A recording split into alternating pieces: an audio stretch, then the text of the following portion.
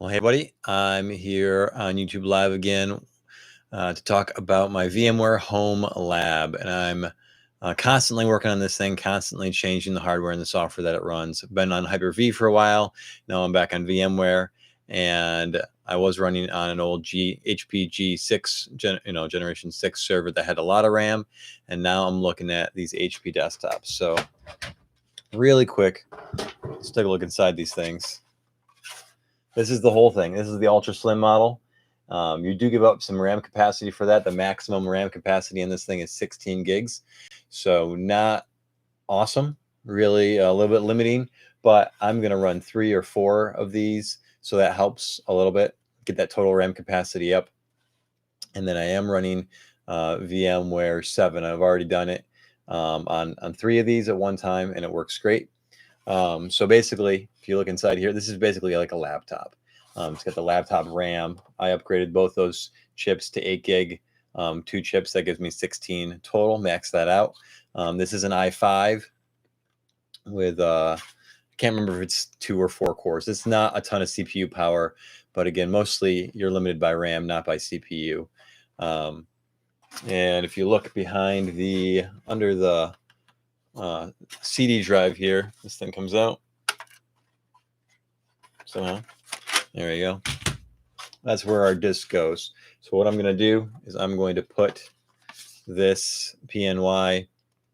I don't really stick to any particular brand. These things are like 25, 30 bucks for 240 gigs of SSD. That's a lot of, that's plenty of storage for what I need to put a couple of VMs on there. And the performance is outstanding. Again, you're going to get like a typical, kind of budget SSD, 400, 500 megs a second of performance. That's plenty of IOPS for what you need for a VMware lab. And then typically with this setup, I'm not running vSAN so far. That's going to take more memory than I have access to. And I'm just storing those VMs locally on each host. And then if I need to vMotion them, I can vMotion them between hosts. But I'm not doing any kind of NAS storage or vSAN storage on these. That also cuts down on my network requirements. I don't need 10 gigabit Ethernet running all of these together. I'm just running them on 1 gig cards. These do on the back. See, there's really no room for expansion here.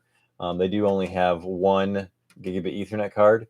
And so I'm running everything more or less on a flat network.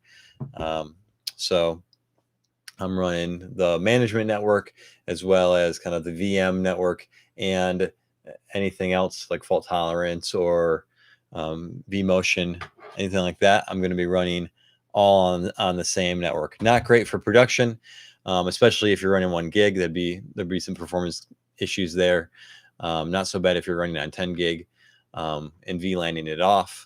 But for a home lab, it's going to give me the performance I need. And if it takes a little bit longer to vMotion from one host to another, that's not really a big deal in my lab. I'm not doing that too often.